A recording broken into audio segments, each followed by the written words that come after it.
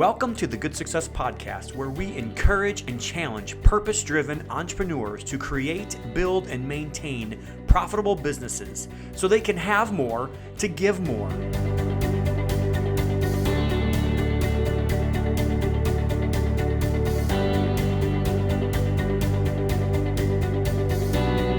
Our motto is to be a conduit, not a bucket. Work to have to give. We hope you enjoy the show. What's going on, everybody? I am Tom Olson here on the Good Success Podcast, and I have Steve Goodman with me today, and we're going to talk about financial planning. We're going to talk about maybe proper insurance you're going to have today, but really today is just one of those days that I just kind of wanted to start out by just asking everybody, has anybody this year struggled with just a little bit of depression? Or has anybody out there maybe thought to themselves, what in the world? The whole world is going crazy. How can the whole world be crazy and I'm the only sane person? Well, I just want to give you guys just a little bit of encouragement before we get going on today. And that's going to be my word for the day, is encouragement. We all need encouragement every once in a while. And I just want to encourage you, and I want you to tell you a couple things. Number one, first of all, it's not the whole world that's gone crazy. It's just like the 2% of people that are just really crazy, that scream the loudest. And then we think everybody's crazy because you have this small percentage of people that literally are crazy. So that's the first bit of encouragement. The other thing I want to encourage everybody to do today is go find somebody else that needs encouragement and just shake their hand, or just say, hey, what can I do to help you? Do you need a listening ear? Do you need something from me today? I don't do this a lot on the podcast, but I just felt, I woke up today, talked to my wife. We went for a walk like we almost always do in the morning. And I said, you know what? Like, I have even had a little bit of depression this year. And I've even had these little moments where it's just like, you just can't stop and you're just like, oh my word, why does it keep coming? So I just want to encourage everybody out there, find somebody that needs encouragement and be a conduit to a world that really needs us today. So let's get into Stephen. Stephen, thank you so much for being on. You're welcome to the podcast, first of all. I really appreciate you inviting me. Thank you for being on. And you're actually coming from like ground zero, it seems like, of this craziness somewhat. In New York City, you're right there in the middle of everything. How are you doing today? I'm doing well. I mean, obviously New York is a little bit better than it was a couple of months ago. It was really, really bad. And I hope it doesn't come back, but it may. But for right now, it's a little calmer.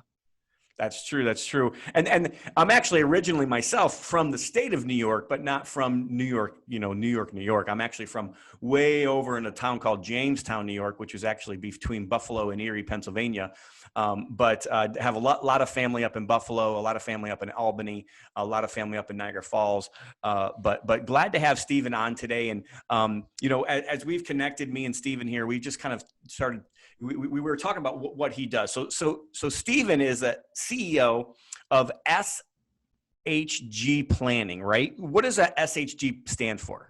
Well, that's my initials, so nothing scientific there. Nothing crazy. It's kind of like Olson Group for me. What does Olson stand for? Well, it's my name. Nothing real scientific. And you've been actually helping people for 30 years with financial planning, family business succession planning, estate planning, life insurance and disability, retirement planning, wealth preservation. Can you just maybe give us a little bit about maybe what got you into that, what got you interested in that, and how do you help people? Well, starting out, didn't come from any money. My parents passed away fairly early, didn't do much planning, learned firsthand what that's like. My dad actually had a business before he got sick, so understood what happens to a business when you don't do planning. Kind of got into this and initially didn't really know what area I would focus on, but within a short period of time, kind of gravitated into more high net worth, ultra high net worth, a lot of family businesses, some operating companies, some in the real estate field, and just found it much more challenging when you're dealing with family businesses because the business becomes like another family member, and it's trying to separate the business from the family sometimes could cause major, major conflicts. And it's very challenging and it's very rewarding when you can help people. Absolutely. And so you kind of started this pretty young. You didn't really come from money. You knew maybe you wanted to be around money, and you thought to yourself, why don't I just help other people that have money? Yeah, I mean, I guess so. I mean, when I did a couple of things before I got into this field. So I kind of was in a little bit better financial position than when, I was living at home and my parents had passed away.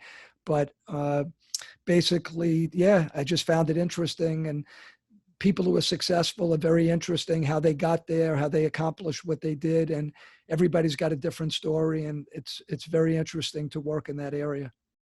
It definitely is. And I've actually, the last 2 or 3 years, I've really kind of gotten to be good friends with some people in the family office world.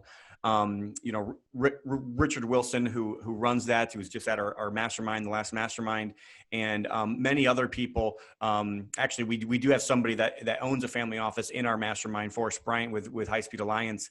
And, so to me, like, I started looking at this for my own network, and I started thinking to myself, like, what are the things that really make a difference between a family succession plan and, there are lots of families out there that become wealthy, right? But what's the biggest differentiator between the families that become wealthy and actually pass on something and it continues, or in the families that just kind of, they make the money, they pass it on, and then it's just like, it doesn't really matter?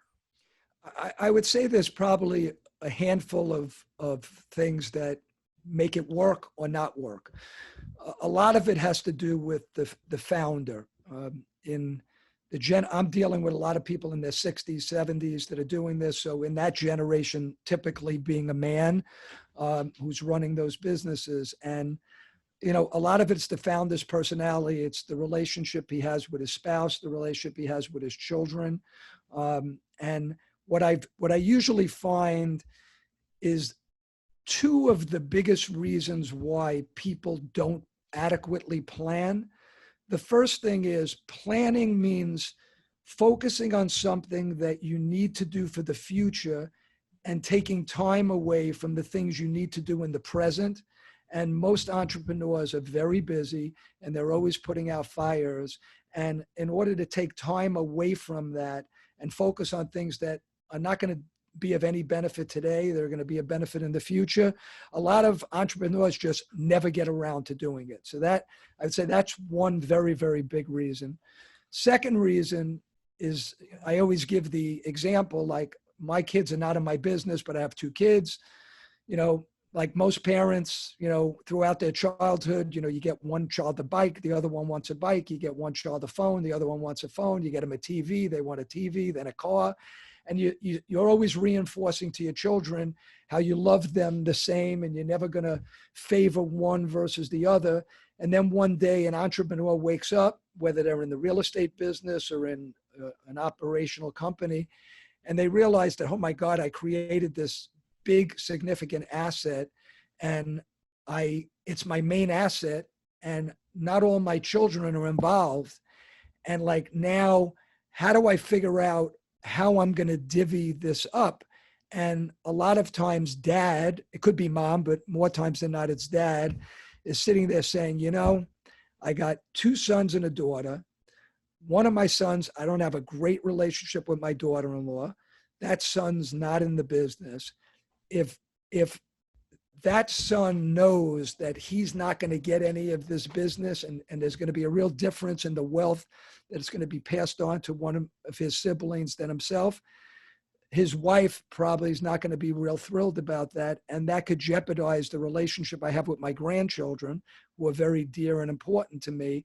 And thus, I don't want to upset the apple cart and start raising these issues today. I'd rather just keep them quiet and either do it without telling anybody or not do it because I don't want to deal with it. And a lot of times people don't do anything, and they almost take the position that when I die, the only thing I could be blamed for is I didn't plan. Because if I just leave everything equally to everybody, what's they going to say? The advisors are going to say, your dad just, like, we can never get him to plan. So they could all be pissed at me for not planning. But if I actually take the time to really think this through and come up with a plan that really differentiates how I treat my children, when I die, my kids are going to sit there and go, he really took the time to do this. Like, this was thought out and he came to these conclusions. And I can't tell you how pissed off I am at my dad that he would have ever thought to do things this way and never communicate with us and never tell us about it. So it's usually the combination of those things primarily, one being just never finding the time, and the second thing just being afraid to make some of the decisions because they don't want to jeopardize the relationship they have with their kids and their grandkids, and they just say, I'm just not going to deal with it. It's really interesting. And most of the family office, people that I talk to kind of like, they don't have a different take, but it's definitely, they just take a different approach to that. But basically what you're saying is like, there's two main reasons. Number one, they don't take the time. And for that, I kind of wrote this quick super graph, and I'm not sure if the people out there will be able to see, but really like it's got 4 segments of things that we do with our time. Things that are, number one, very important over on the top, and the other things that are important, right? And then you have things that are urgent and things that are not urgent. And so what did you just say that everybody spends their time doing? Maybe a lot of stuff that's important, but it like seems like it's urgent in the day right now. And this is one of those things that it's very important, but it's kind of down here in this little thing, this little area here where it's really important, but it's not urgent. So because it's not a fire that we're putting out, because we're not dying tomorrow, we're not actually making the time to plan. My pastor growing up used to make a statement all the time. He said, proper prior planning prevents poor performance. And like, what performance I guess the question I have for the listeners out there and for anybody is, what performance is more important? Is your performance, like, for that thing that you think is urgent right now, really important? Or is that performance once you're dead, and that legacy, the legacy that you leave on is not the money. It never has been and never will be. The money is only like a small little tiny piece of the puzzle. The legacy is what really lives on. How do people really remember you? Today people talk about branding, and, we have a marketing boot camp every year as part of our mastermind. And we talk about branding, and branding is not the logo. Everybody wants to talk about the logo and the feel about all that. And that's good and dandy, but that's kind of like money in our life. It's like, it's there, it's fine. But what people really remember you of, that's the brand, that is really who you are. And that's what encompasses and you actually started really, really well talking about the founder. Did the founder himself or herself actually take the time, and were they considerate? Did they really care about that culture? Did they really care about this world 150 years after they died? Or did they really just kind of focus on the here and now? And then also, something else that I really gravitated towards what you just said there was that really the root of the problem in many of these cases is fear. People are just afraid and a lot of times it's because of guilt. Maybe we didn't treat all of our kids, the same growing up. Maybe we have guilt of things that we didn't do as parents properly growing up. And Eric, good success. Like, that's not what I want for anybody. I really want people to pay attention to that and really hear the words from Steve. And I really appreciate that, because I think that's just so good. Why don't people actually do the planning? Because like, I talk to so many financial planners, and like, their biggest problem that they say is people just don't plan. Like, if they don't take the time to sit down and really face where we're at now. Where are you at now? And that's really what you're trying to say, Stephen, is like, people won't even face it with their family. They won't face, what are these family issues that we have that we need to get resolved, that we need to get through, that we need to say, hey, like, maybe you don't want to be a part of my business, but how is this going to work? Like, have those conversations. And honestly, guys, my kids are young, and we have these conversations now. And the earlier you'll start the road on this path to talking to your kids. I'm talking to my kid last night. We were at the store. My 6-year-old threw a fit because I wouldn't buy him a $50 toy because he only had $10. And I said, you know what? I've got the money. I can pay for this, but that's not the deal. You came to the store with $10 and you're 6, and you need to understand that value. You need to know that you can go out and you can earn that.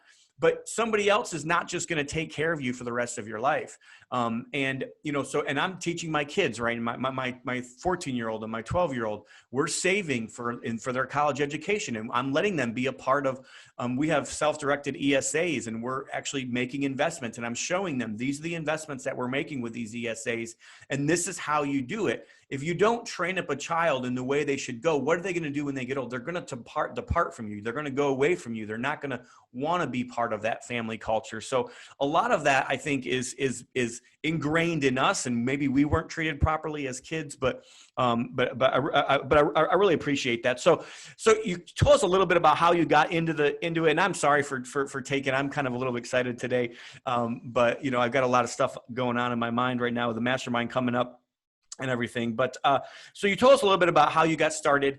And I love to hear people's stories about how they got started. Another thing that we love in Good Success is for people to be vulnerable. So people to say, hey, like, I messed up, I got a challenge, or I had a challenge and this is how I overcome it. So that's kind of the next question we always have for all of our guests on the podcast is, what has been your biggest challenge, or maybe one of those challenges that you'd be willing to be vulnerable and share with our audience, and just say, hey, this is the challenge I had, this is how I solved it, and this is what I learned?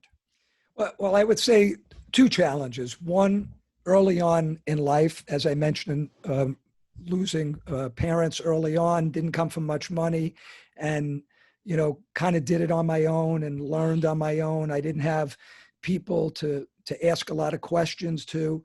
And, but I was always like an avid reader, and I was a good student, and I just consumed information. And so much of the knowledge that I have today has come from a combination of, what I've read and then the experiences that I've had. So, that was one challenge early in my career. I'm now dealing with another challenge, which many of us are dealing with because of COVID. It's part of why I'm on this podcast. And that is that, I'm in a business that's a very touchy-feely people business, being in front of people, having meetings with people. A lot of the people I deal with are in their 60s and 70s. They're not, everybody's Zooming a little bit, but they're not like Zooming and telephone. They're having meetings in person. And that's how I generate a lot of my business and my referrals from doing that. And now I'm in an environment where, forget what I want to do. If people don't want to meet, you can't meet, So one of the reasons I'm on your podcast and I'm doing podcasts is I said, wow, I thought about it a couple of months ago, like, how do you market differently in this environment? And, I have a lot of knowledge, like, my knowledge base is very broad. It touches upon succession planning, estate planning, insurance, investments, retirement planning. I have expertise in almost everything that's financial. And I said, but if nobody knows who I am and I can't get it out there to tell people, it doesn't really matter. So I decided I was going to go on podcasts, this year, which I've already been on a good number of them. And the idea is to help people and give them advice. And hopefully somebody who listens says, wow, this guy really understands me and what I'm dealing with. And, you hope you get a few people who call you or come to your website and contact you. So I'm finding this a challenge now, and I'm actually excited about it because it's forcing me to do things that probably everybody should be doing today with the way social media is, but I probably wouldn't have done it if it wasn't for this, and now I'm doing it. Yeah, that's awesome. And, it's interesting you say that, because Good Success, the podcast that you're on here, really, like, the only way we generate revenue is through the mastermind. And the mastermind is a touchy-feely, when we get together every quarter or every month with a local mastermind, it is like everybody's hugging, everybody's encouraging each other, everybody's high-fiving, everybody's trying to challenge each other and hold each other accountable. And like the way that whole business is created is by being together. So it's definitely, been a challenge for us as well this year. And you're exactly right. Trying to pivot or trying to change the way you collect leads, or, you might have the best business in the world, but if nobody knows about you, it doesn't really matter, right? You might have the best product, the product that will solve let's just say we had an absolute cure where if you took a pill, you would be completely immune from COVID, but if nobody knew about it, it wouldn't matter.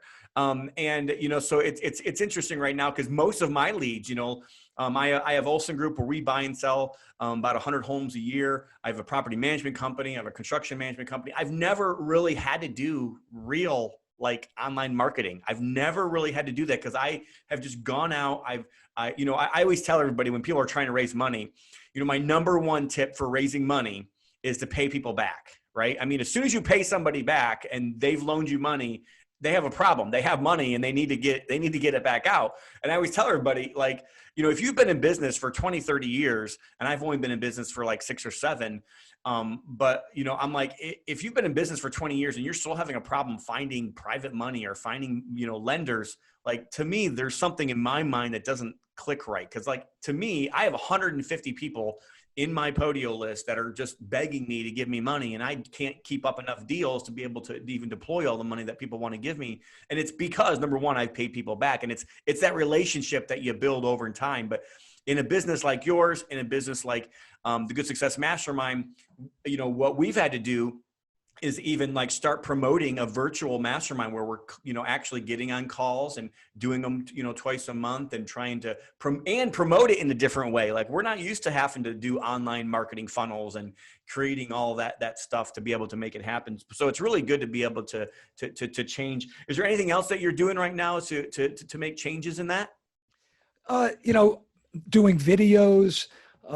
I've written a book, which I'll get into later on. Awesome. Just a lot of interesting things. And look, our country is very innovative, and we're tough. And there's no question that a lot of people are going to get hurt and have been hurt, not just health-wise, but financially through this.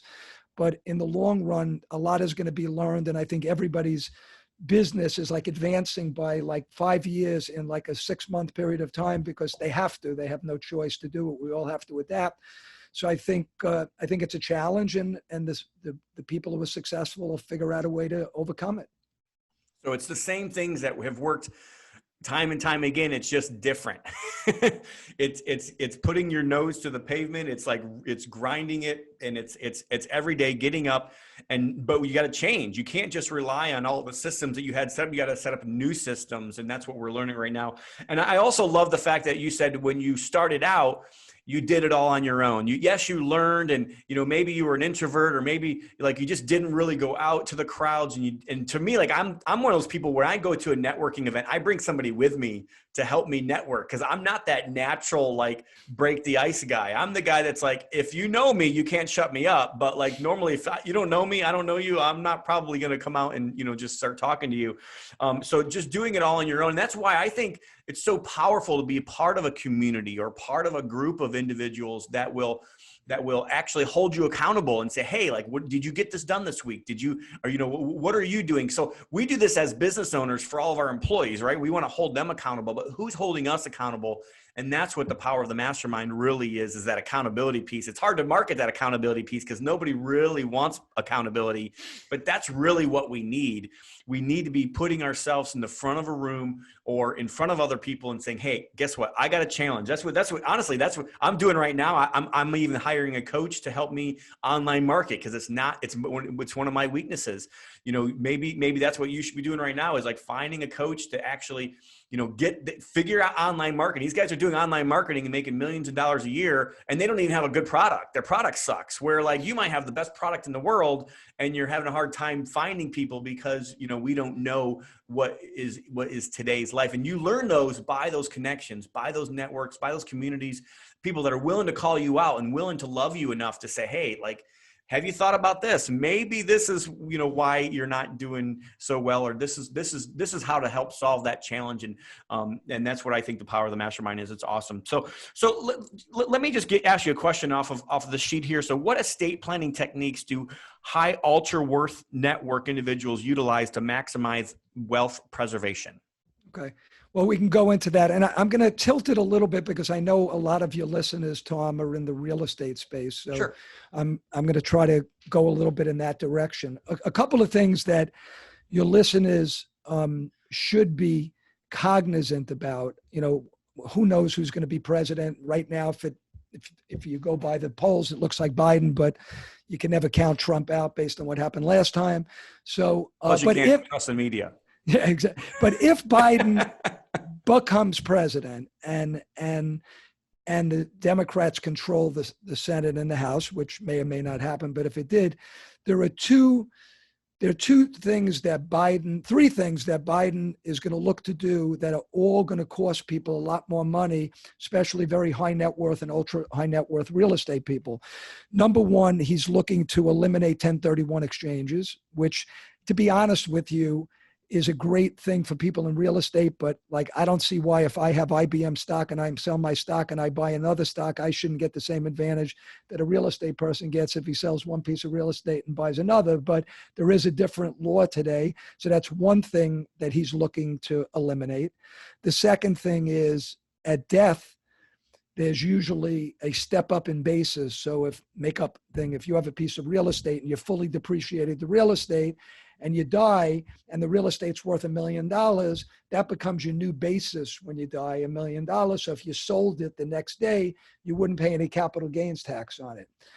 Another thing Biden's looking to do is either not let and actually you get to redepreciate that as well. So, I mean, it's actually one of the best wealth transfers is real estate. Most people don't even realize how much of a wealth transfer that is, because you not only get like a property, but you also get a whole way to be able to reduce taxes going forward. It's mind-boggling why more people don't take advantage of it.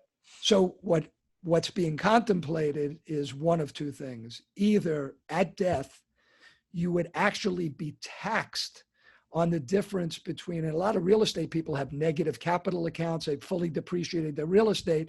They could actually have to pay potentially ordinary income / capital gains on the difference between the fair market value and their basis, which could be zero at death. So that's one possibility. Or the second one is that you won't pay a tax, but your basis won't get stepped up at death. So you're going to keep carrying that fully depreciated basis, so you won't be able to continue to depreciate it. And if you ever sell it, you're going to have a high tax and you won't be able to do a 1031 exchange.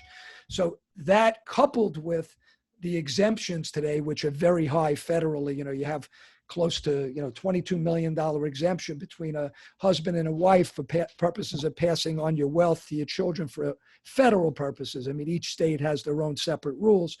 That could easily be cut in half or even more if Biden becomes president. So there's a lot of things from a real estate owner's perspective that could drastically change. And again, Biden could become president 4 years later, some Republican could become president and they could flip it back again. So the problem is, whenever that event takes place, whoever the president is at that time, you may be stuck with those laws. But people should be cognizant. That's why a lot of people today are gifting, because they're concerned that if they wait, they may not be able to get things out of their estate. So one of the most common techniques that people do, and it's a little complicated, so I don't want to go into too much depth, but it's a thing called a sale to an intentionally defective trust.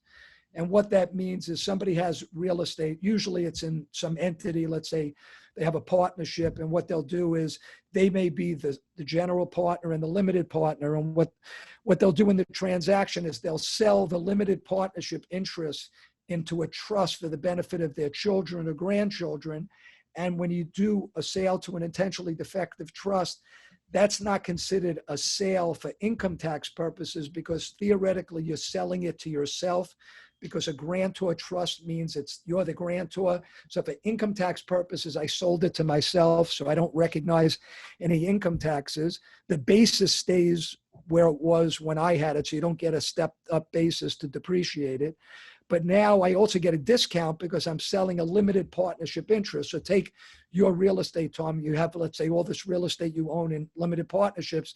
If you have the general partnership interest and you sell the limited partnership interest to your children in a trust, who's going to buy a 22% limited partnership interest in an LLC when you control everything? There's no real value to it, other than if you sell it and you get a sharing in the proceeds. So you normally get a big discount when you get it out of your estate. Plus you expect it to appreciate in value a lot from that point. So that's going to grow out of your estate. And you don't pay any income tax on that transaction.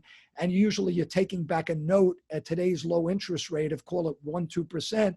So any appreciation above that 1-2% is growing outside of your estate. So that is one of the more common techniques that ultra high net worth people do, especially people in the real estate field. And that would be, basically, to just eliminate the possibility of something that could happen, right? Yeah, well, look, I mean, ultimately, if you do that, you've now moved wealth out of your estate. So when you die, especially if you're an ultra high net worth individual, the only thing that's going to be in your estate is going to be the note that you got for the sale of those assets. So it's going to be at a discounted value, and you're earning like 1% on that note. So the real arbitrage is the income and appreciation on those properties above and beyond the very small 1 or 2% interest you're paying back to the founder. That spread is what's growing outside of your estate, in addition to the difference between the fair market value and the discounted value you use for purposes of the transaction. So how much would you need to do this? Like, I guess it all depends. Like when we're talking about like a house, is it probably really worth it to do this? Or are you really talking about like a portfolio or like a multifamily build? I mean, you're talking about obviously larger, properties here in order to make it all the hassle that's worth it, right? Yeah, I mean, you would ask me what are like, super high net worth people doing in their planning. I mean, look, somebody who's worth, $500,000 and owns a couple of pieces of real estate, it's just not necessary to do these things. You're probably never going to have any kind of estate tax issues. And to do it, really, it's not worth the effort and the cost to get involved in doing something like that. This would be for people who are very, very high net worth. One other thing to add to that, Tom, which I want to go back a little bit to the family issue. One of the things that I found a lot with very wealthy real estate people is when they do these transactions, a sale or a gift, things like I just mentioned, many times they'll put it in a trust for the benefit of all their kids. And let's put aside who's in the business, who's not in the business for a second. So what ends up happening in the future is when dad and mom are not here anymore, let's say I have 3 siblings, two brothers and a sister, and now they own a third of each of these properties. And like, they may not really want to be in business together. And now it's like every decision with every property, 2 of them can team up against one of them and make decisions to the detriment of that one person. So sometimes what people should think about, even though we don't know for sure that each property is going to appreciate the same way, but sometimes it may be better to take one particular property and do it for one child and do a different property for another child. Now, yes, there's a risk. One child could end up with properties that appreciate more, but at least if they're all valued at a similar amount when you do it, you can't control what's going to happen in the future. But this way it will at least allow the kids from a real estate perspective to be managing properties on their own. And they could always decide later on, like, I want to be in business with my siblings and let's kind of like remerge all these properties and do it together. But at least it gives them the opportunity to do things individually. Absolutely awesome. I appreciate that. Before we get into any other questions, why don't we just I think a lot of people have heard the term financial planner, but there's a lot of different niche financial planners now. I know people that are kind of focused more on just real estate, and a lot of financial planners completely avoid real estate. Why don't you just kind of tell the audience what types of things, if they wanted you to help them financial plan, what kind of things can you offer? Just give us a list of, or maybe bullet points of things that you actually help people with. Well, let me comment first on what you just said. One of the reasons why a lot of financial planners don't focus on real estate is generally they don't make any money. Correct. Because, they make money generally from either managing your liquid assets or for, selling you life insurance, disability, something like that, unless that's their specialty and they're putting together partnerships and they're putting their clients in and they're a general partner, they're not making anything. So they'll usually stay away from that. I personally don't care, because usually what I'm doing planning wise for me, people that come to me are usually high net worth, ultra high net worth, real estate owners, closely held business owners. Many of them have family members in their business. So a lot of what they're looking for guidance on is sophisticated estate planning, sophisticated business succession planning. And one of the other big issues, I guess, if I had to say, what is it that I think is my unique selling proposition? What is it that makes me, different? because of my background, look, I'm a CPA, but I don't practice as an accountant anymore. But I could read any financial statement. I understand pretty much almost any tax related issue, even though I don't practice. I'm not a lawyer, but I've reviewed 1 million shareholders agreements, wills, and trusts, and there's nothing in the estate planning arena that I don't understand that a lawyer does.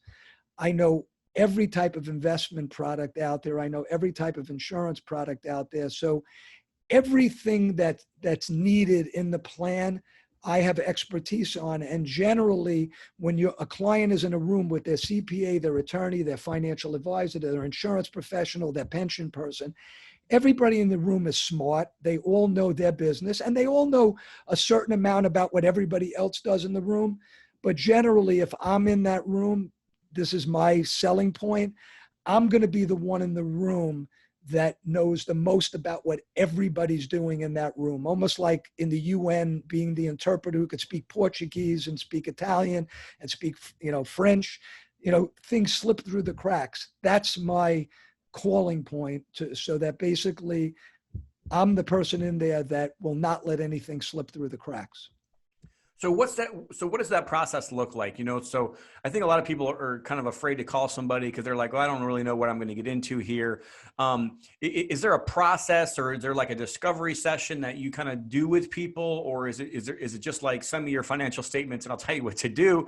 Or to me, it's almost as if you're not really, you don't hold people's money. You don't manage money for them. You're more of a consultant for them on what products they should be having or what direction they might go. Is that, or am I not reading that right? Well, let me answer everything that you just asked me. So first off, the process. Generally, how it works is the first meeting, I'm not going to charge anybody. And that meeting usually would have been in person. Now it could be by Zoom or on the telephone. I don't look, if you don't tell me anything, because you say, I don't know this guy, I'm not going to tell him, I can't help you. Surprisingly, people sometimes are more comfortable disclosing things to somebody they don't know than somebody they know. So, I will ask 20 or 30 questions, and I don't need exact, I don't need what's your exact basis in your real estate and how much is it worth to the penny. I'll just ask some general and some specific questions.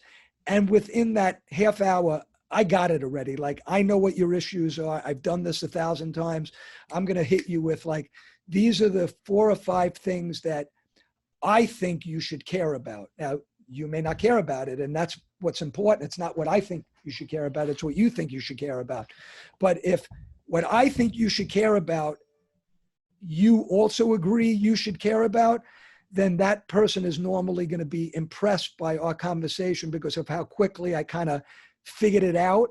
And I'm going to give them some bits of advice on that call of things they're going to do. And then they may go forward and work with me. They may not. If I continue to go forward with somebody, I sometimes generate fees for my consulting. And sometimes I get involved in the insurance end of people's planning, the life insurance, disability, long-term care planning. When it comes to managing money, I have joint venture relationships with people. Sometimes they work with me on that. Sometimes they don't. So sometimes I'm just getting a fee for what I do. Sometimes there could be a product involved in it. It depends. Some people would rather pay a fee. Some people would rather pick your brain and know, what, if I buy something, you'll get paid. And if I don't have to pay you. And I kind of figure out what works for each individual. Right. Okay. So then, so I guess that probably answers all 3 questions there. But so the process is, the first one's kind of like a free meeting. And then after that, you kind of really go through these 20 to 30 questions. You have 5 to 6 things that you kind of have seen that you're just I've seen this before. This is what you're missing that you don't really realize you're missing, or this is the things that, you probably should put more fire on this fuel over here, or the more fuel on this fire over here that's working for you. And then making sure that you're not just planning with the cash that you have, but also insurance wise as well. So why don't we get into the insurance aspect as well? And I have a lot of friends and people that I've been on the podcast as well, even about that do the bank planning and the overfunded life insurance. And, maybe get into that life insurance. I actually think it's one of these things that I think, especially if you're younger, I think you need to learn that everybody needs to have life insurance of some kind. Absolutely. I do think that there's different schools for thought, and for me personally, I kind of have a school of thought of depending on how much you're worth, what kind of insurance you should have, and kind of where you should be focused more on investing, where you should be focused more on making sure that you have cash value in there and maybe overfunded cash value. But where's your stance on the most important things that people need to know about when they're acquiring life insurance? Well, the first thing is everybody has an opinion about life insurance. It's like everybody has an opinion, and it's really, really funny because put aside what I think is right for somebody, you end up with like three different groups of people. There is the anti-life insurance group of people. It's almost like religion. It's almost like, like if I buy life insurance, I'm going to die, like I don't need insurance. I could self-insure, like, I'm my own insurance company. So you have like that group.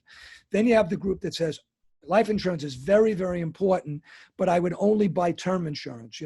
I don't view life insurance as an investment. I think it should just be used as protection. I only buy term insurance. And then you get another group that like views, I would never buy anything other than permanent insurance, whole life, variable life, universal life, overfunding insurance. It's like, I don't know whether it's what they learned from their parents, experiences that they've had. It's just, so there isn't a right answer and there isn't a wrong answer.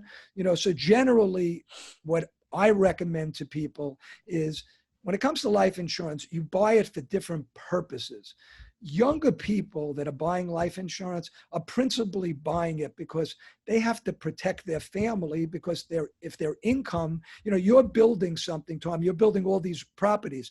You could get to a point where if something happened to you, your family could have hundreds of thousands of dollars a year of income coming into them, even if you're not working, and other that they may have to pay a management company that maybe you were doing it, so they lose a little bit of their income.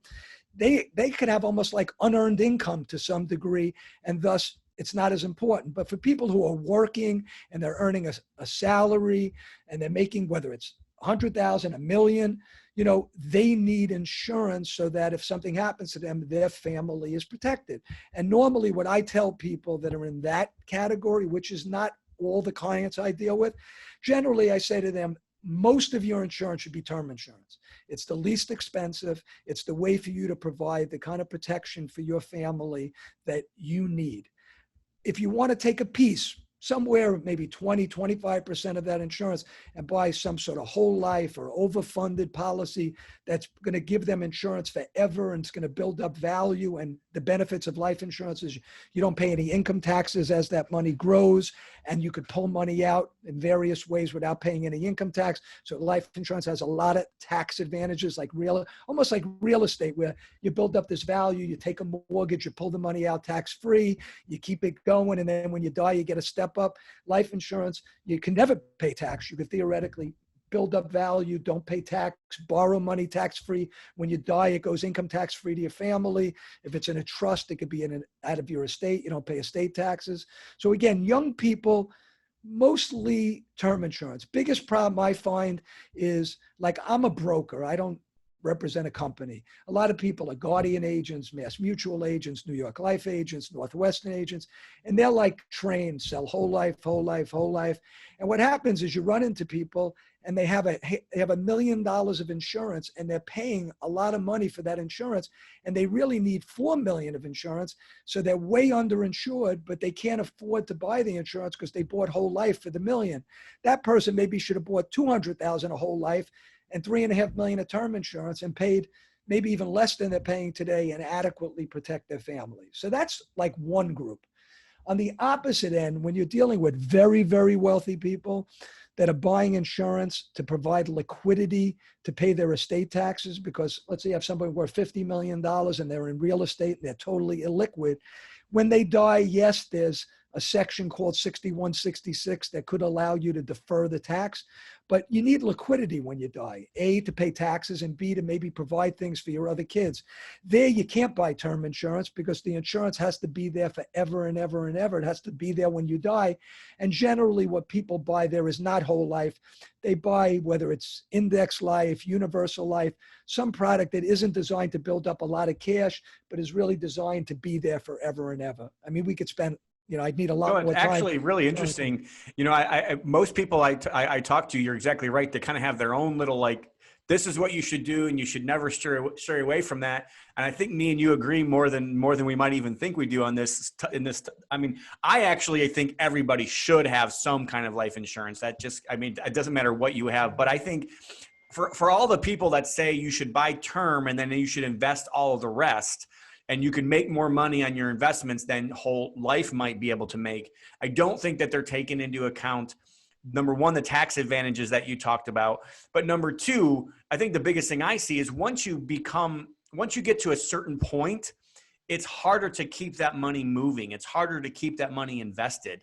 So, to me, like, once you get to that $5 or $10 million of liquid, actual investable cash, it gets a lot harder unless you're just going to throw it at stocks, which most educated people have just given up on throwing money at stocks or, mutual funds or whatever. Like, I think there's still, like, some people that, like, most educated families that I know about, they're like, no, I want to invest it in one-on-one business. I want to invest in real estate. I want to invest it in syndications, or I want to do things but it's hard to keep a larger pool of money invested. So the more money you have, the harder it is to keep that invested. And I think it makes a whole lot more sense to switch over and have that overfunded, whole life policy that actually builds up cash value that you can borrow against and has all those other benefits. So the other thing to add to what you said is, and again, I get it, the buy term, invest the difference. And, for some people, if that's what they want to do, that's what they do.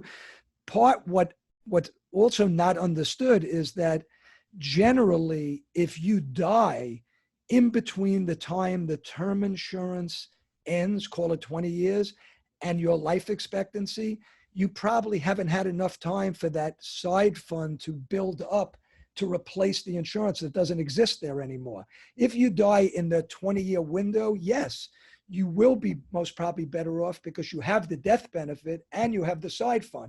While with the insurance, you just have the death benefit, even though the cash is inside it. It's that window and the likelihood if, a young guy's 40 years old, buys insurance, what percentage are dying before 60? Very low. So yes, for the people who die in that window, that was the right decision. But if you die between 60 and 80, you probably haven't built those assets up to equal that death benefit, and the insurance is gone at that point. So you have a lot less money than if you would have had an insurance policy that lasted forever. And that's part of what people have to understand. And then they make whatever decision they're comfortable with. They just need to understand it. Absolutely. And we can get into actual return and all that as well, because the returns all differ as well. So, and I guess it also depends on how savvy of an investor you are and how quickly, like you said, you can actually grow that money. And, if we have a bunch of other years like 2020, where actually right now it doesn't seem like the wealth has been diminishing right now, but I think we're going to see things happen in 2021 that kind of show what's really happening now. So I appreciate all that. We're going to kind of move on because we're actually kind of running out of time today. But what exciting project do you have that you're working on right now that you might want to tell our guests about? Well, again, as I mentioned earlier, a lot of what I'm focusing on right now is all aspects of marketing myself through social media, which is, I'm going to be doing probably about 50 podcasts this year. I've already done a bunch of them. I'm going to be putting out about 50 videos. I've written a book, which I'll explain after, because that's one of the things that I'm going to offer to your listeners. Awesome. And, doing a lot of marketing on LinkedIn, and just, I have a lot up here. I have a lot of knowledge. I'm now going to be putting it into things where people could listen to a podcast, listen to a video, read a book, and make their own decision. Like, wow, I really learned a lot from this guy. He's worth contacting. They don't have to worry about that one-on-one. Is somebody going to try to sell me something? So they could get that opportunity to, on their own, listen or watch something and make their own decision. And I, I think that people will find that I have a lot to offer. And my hope is that a lot of people will reach out to me. So that's where a lot of my focus is right now, business-wise. So you said that you're writing a book. Do you have a completion date or a name for that book, or what's that book all about? Well, the book's actually done already. It's called Awesome. Business Succession Planning, and I have one of the things that I'm going to offer to all your listeners is they can go to stephengoodman.biz and they could download a free copy. It's like a 100-page book. It's really written more for a business owner than necessarily for an accountant or an attorney. There's a lot of very practical, hands-on stuff. It goes through things, Tom, like I have one kid in the business, one kid not in the business. What are the issues that I'm going to run into and how do I solve them? I have two kids in the business and one kid not in the business. How am I going to deal with it? I have a kid in the business and I have a partner who has a kid in the business. What are going to be the issues? So it's very, very hands-on. Some is technical, but most is not. So I think any of your listeners that are in a family business or have partners in business, even if it's not family, I think they would get a lot out of that book. I'm probably going to work on a couple of other books, but right now that's the one that I have. Awesome. Which pretty much leads me to, if our audience wants to get in touch with you, if they want that book, is that where you want them to go? It's just stephengoodman.biz? Well, that's where they should go for the book. They could also go to my website, which is SHG, like Sam, Harry, George, shgplanning.com. On that site, it'll tell you a little bit about me. I have probably 60 articles that I've written that are on the site from like you name it, it's on there. Estate planning, succession planning, and life insurance, annuities, long-term care, investments, retirement planning, Social Security. I mean, there's just a breadth of knowledge that people can get from reading those articles. And then my email address is sgoodman at shgplanning.com. And in the COVID time, my cell number 516-297-7390 is the best number to reach me. So one more time on that email and phone number. I couldn't write it down fast enough, so I'm sure our listeners couldn't either. So it's sgoodman at shgplanning.com is my email, and the telephone number is area code 516-297-7390. All right, so it's sgoodman at shgplanning.com is the email address if you want to contact him directly, or if you just want to text him and call him and say, hey, I need an appointment today, 516-297-7390. If you want to go to his website, again, that's shgplanning.com. We'll also have all this linked in the comments below. If you're watching this on Facebook or if it's on YouTube, you'll see it in the description. And then also for anybody who would like the free book, I might actually go on myself right now and actually get that free book, stephengoodman.biz, to get his free book that he's just written this year, right? Oh, I actually wrote a couple of years ago. Oh, okay, a couple years ago. I gotcha. Okay, so yeah, if you guys want to get in touch with him, please do so, and please maybe and support him during this time right now. Obviously, there's different states, and that's the thing that I've learned during COVID is like everything is completely different in New York City than it is here in Indiana, and everything's completely different in South Dakota, where we're going to take our kids in September. Than it is even, in Indiana. And then there's and it's different in California than it is in New York, and different in Texas and in Florida. Everywhere is really different and very localized. So I think I would just encourage everybody also to just pray for everybody during this time, and also just care about your other, fellow human being. And like I said at the beginning of the podcast, encourage others. It's interesting. We talked about succession planning. One of the biggest things that I've been pushing and I've written actually is this workbook. It's called the Good Success Family Foundation's Blueprint. And what I've written so far is really about the first part. And you talked about the founder already, is writing your story and actually knowing what your story is and how you got to where you are, who you really are now, and what you want it to be. And that's really what this blueprint this first part of the blueprint will get you. If you guys do want that, you guys can go to goodsuccess.com. or you guys can just email me at tolson@goodsuccess.com and I'll send you a PDF of that as well. So appreciate that. We got 2 more questions we ask every single person that comes on, and I appreciate your time. We've spent a lot of good time. Hope the audience has really gotten a lot of good feedback. They've really been able to see how to maybe work with somebody that's different than the typical financial planner out there that just really wants to sell you stocks because they're making money on selling you those mutual funds or doing something like that. And I prefer this model myself as well.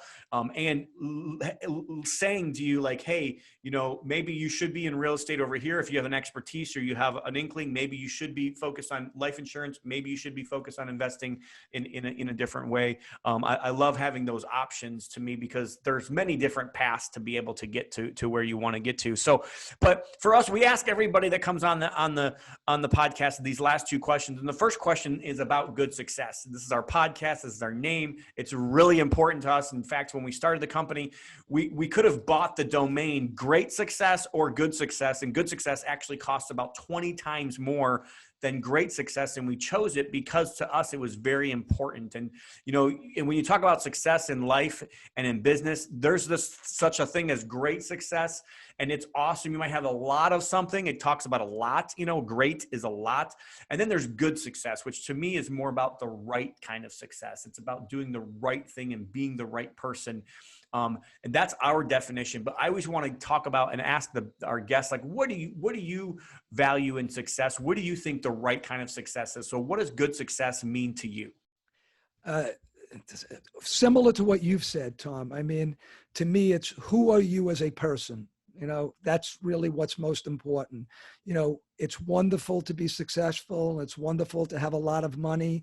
And there are some people, people like Bill Gates who, pretty much committed his life to doing things that are good for everybody else with the money that he has, like that's good success to me. Like when you see people that have really taken what they've accomplished and do things that are for the good of humanity.